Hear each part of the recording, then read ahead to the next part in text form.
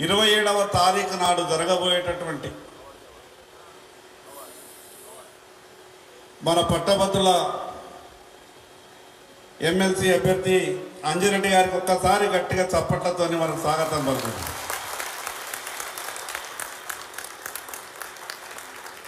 ఈ యొక్క సమావేశం 27వ తారీఖు నాడు జరిగేటటువంటి ఎమ్మెల్సీ ఎన్నిక ఆ రోజు వరకు పోలింగ్ అయిపోయే వరకు 25 ఓటర్లకు ఎవరైతే మనం బాధ్యత తీసుకున్నామో మన యొక్క పాత్ర గురించి మనం చేయాల్సినటువంటి కార్యక్రమాల గురించి ఇప్పటికీ అనేక సందర్భాల్లో మండల స్థాయిలో, అసెంబ్లీ స్థాయిలో, జిల్లా స్థాయిలో వర్క్షాపులు ఏర్పాటు చేసుకున్నాం. చేయాల్సినటువంటి కార్యక్రమాల గురించి కూడా మనమంతా కూడా మాట్లాడినాం. రేపు జరగబోయేటటువంటి ఎమ్మెల్సీ ఎన్నికల్లో గెలుపు ఇక్కడ ఉన్నటువంటి మన మీద ముఖ్యంగా ఆధారపడి ఉన్నది. ఈ సమాజంలో మేధావులైనటువంటి ఓటర్లు ఈ గ్రాడ్యుయేట్ ఉపాధ్యాయులకు సంబంధించినటువంటి ఎమ్మెల్సీ ఎన్నికల్లో వారంతా కూడా ఓట్లు వేయబోతున్నారు. ఒక పక్క ఉపాధ్యాయులు, మరో పక్క పట్టభద్రులు. ఇది సాధారణ ఎన్నికల్లో చేసేటటువంటి ప్రచారం కాదు.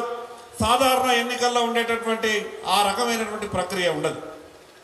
అందుకే 25 ఓటర్లకు ఒక్కొక్క కార్యకర్త బాధ్యత తీసుకొని ఆ యొక్క 25 ఓటర్లను మనం కలిసి మన ఆలోచన విధానాన్ని, ఈరోజు కాంగ్రెస్ పార్టీ అవలంబిస్తున్నటువంటి విధానాన్ని, ఏ రకంగా శాసనసభ ఎన్నికల కన్నా ముందు ప్రజలకు ఇచ్చినటువంటి మాటను నిలబెట్టుకోక ఏ రకంగా మోసం చేసిందో ఆ విషయాలన్నీ కూడా ఎప్పటికప్పుడు మాట్లాడుతూ ఓటర్ల దగ్గరికి వెళ్ళి మనం దండం పెట్టేటటువంటి కార్యక్రమం చేయాలని మనం అనుకున్నాం. ఇప్పటికే 1-2 సార్లు ఓటర్ల దగ్గరికి మనం వెళ్ళినాం.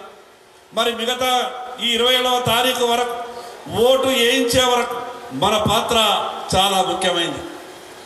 ఒకసారి ఈ 25 ప్రభారీలు ఎంబడి తెచ్చుకున్నారా? కాగితాలు మనవి కాగితాలు తెచ్చుకున్నారా?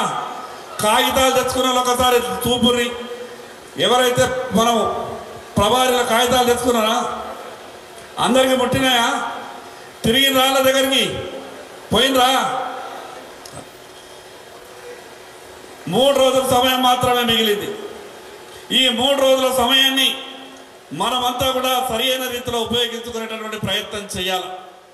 25 ఓటర్లకు ఎవరైతే మనం బాధ్యతలో ఉన్నామో ఆ 25 ఓట్లలో ఖచ్చితంగా మన పార్టీ, మన అభ్యర్థికి 15 మంది మొదటి ప్రాధాన్యత ఓటు వేసే విధంగా మనం వాళ్ళందరినీ కూడా అభ్యర్థించాల్సిన అవసరం ఉంది. ఇప్పటికే అనేకమైనటువంటి సర్వేలు చెప్తున్నాయి, ఒక అనుకూలమైనటువంటి వాతావరణం ఉన్నది. భారతీయ జనతా పార్టీ అభ్యర్థుల వైపే పట్టభద్రుల ఓటర్లు కానీ, ఉపాధ్యాయ ఓటర్లు కానీ మొగ్గు చూపుతున్నారు. ఎక్కడ చర్చ చేసినా కూడా బీజేపీ అభ్యర్థికి ఓటు వేయాలనే విధంగా చర్చ జరుగుతున్నది. మరి ఇటువంటి ఒక మంచి వాతావరణంలో పార్టీ కార్యకర్తగా, పార్టీ నాయకులుగా మనమంతా ఇంకా బాధ్యత పనిచేయాల్సినటువంటి అవసరం ఉంది. ఇది మనం అందరికీ పట్టభద్రుల ఎమ్మెల్సీ అభ్యర్థులకు ఎంత ముఖ్యమో అంతకన్నా మనకు అందరికీ కూడా ముఖ్యం. ఈ ఎన్నికల్లో మనం 3 ఎమ్మెల్సీ స్థానాలు గెలవబోతున్నాం.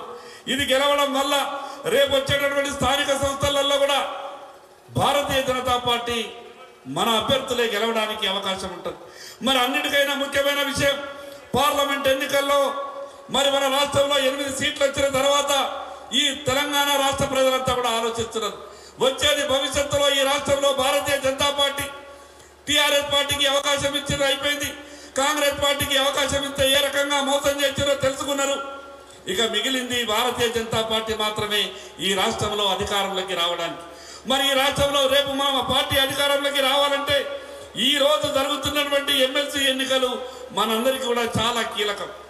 మరి ఎవరైతే మన పార్టీ కార్యకర్తలంతా కూడా మనం బాధ్యత తీసుకున్నామో ఆ 25 ఓటర్లో బాధ్యత తీసుకున్నటువంటి ప్రతి వ్యక్తి పోలింగ్ ప్రక్రియ పూర్తి అయ్యే వరకు ఆ యొక్క పన్నా ఏదైతే 25 ఓట్ల పేర్లు కలిగినటువంటి లిస్ట్ పేపర్ కాగితం మన దగ్గర ఉన్నదో అది ఎప్పుడు కూడా మన జేబుల్లో ఉండాలి.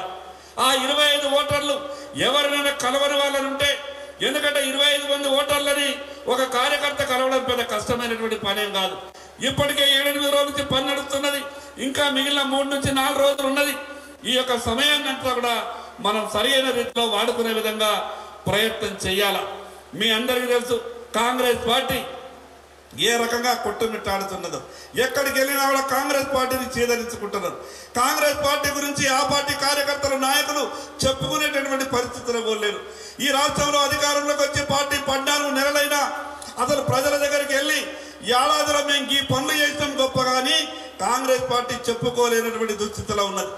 మరోపక్క టీఆర్ఎస్ పార్టీ ఈ రాష్ట్రాన్ని 10 ఏళ్లు పరిపాలించిన తర్వాత కూడా ఎమ్మెల్సీ అభ్యర్థుల్ని పెట్టుకోలేనటువంటి దుస్థితిలో ఆ పార్టీ ఉన్నది. మరి ఒక గొప్ప అవకాశం మనకు. ఒక పక్క టీఆర్ఎస్ పార్టీ 10 ఏళ్లు పరిపాలించినా కూడా ఎమ్మెల్సీ అభ్యర్థుల్ని పోటీ పెట్టలేనటువంటి పరిస్థితి. మరోపక్క ఈ రాష్ట్రంలో అధికారంలోకి వచ్చిన కాంగ్రెస్ పార్టీ ప్రజల నుంచి పూర్తిగా వ్యతిరేకత ఎదుర్కొంటున్నది. మరి ఇటువంటి అనుకూలమైనటువంటి వాతావరణంలో మనమంతా కూడా కష్టపడి పనిచేసి మన గ్రాడ్యుయేట్ ఎమ్మెల్సీ అభ్యర్థి అయినటువంటి అంజిరెడ్డి గారికి మన జిల్లా నుండి మన ఆదిలాబాద్ జిల్లా నుండి మన పార్లమెంటు నుండి ఏ రకంగానైతే తెలంగాణ రాష్ట్రంలో మన పార్లమెంటు పరిధిలో 4 భారతీయ జనతా పార్టీ ఎమ్మెల్యేలను గెలిచి ఆదర్శంగా నిలిచినామో రేపు ఎమ్మెల్సీ ఎన్నికల ఓట్లలో కూడా ఈ ఆదిలాబాద్ పార్లమెంటుకు ఒక ప్రత్యేకమైనటువంటి స్థానాన్ని మనమంతా కూడా కలిసి ఇచ్చే విధంగా ప్రయత్నం చేయాలా. ఇక ఇడికెళ్ళి పెద్ద సభలు సమావేశాలు లేక ఎవరికి వాళ్ళు కష్టపడి మనమే నిలబడ్డట్టుగా మనమే క్యాండిడేట్ అయినట్టుగా ఎప్పటికప్పుడు ఒకరికొకరు మనం సహకరించుకుంటూ అటు ఉపాధ్యాయ ఓటర్లు కలిసిన గ్రాడ్యుయేట్ ఓటర్లు కలిసిన వాళ్ళందరికీ కూడా మన ఆలోచన విధానం పార్టీ ఇచ్చినటువంటి మెటీరియల్ని ఎక్కడైనా ఇంకా ముట్ట చెప్పకుంటే వాళ్ళ దగ్గరికి వెళ్ళి కరపత్రాలు ఇచ్చే విధంగా మిగతా విషయాలు పార్టీ ఇచ్చినటువంటి సూచనలు ఎప్పటికప్పుడు పాటిస్తూ ఆదిలాబాద్కు ఉన్నటువంటి యొక్క ప్రత్యేక స్థానాన్ని రాష్ట్ర పార్టీ దృష్టిలో భారతీయ జనతా పార్టీ ఈ ఆదిలాబాద్ పార్లమెంటు పరిధిలో ఉన్నటువంటి కార్యకర్తలు ఏ బాధ్యత ఇచ్చినా కూడా సమర్థవంతంగా నిర్వహిస్తారని మరొకసారి మనం నిరూపించుకోవాల్సిన అవసరం ఉంది. ఆలస్యమైనందుకు మిగతా కార్యక్రమాలు అక్కడ ఉండే కాబట్టి కొంత ఆలస్యమైంది. మరొకసారి మీ అందరికీ పేరు పేరున ప్రత్యేకంగా ధన్యవాదాలు తెలియజేస్తూ సెలవు తీసుకుంటున్నా. భారత్ మాతాకి.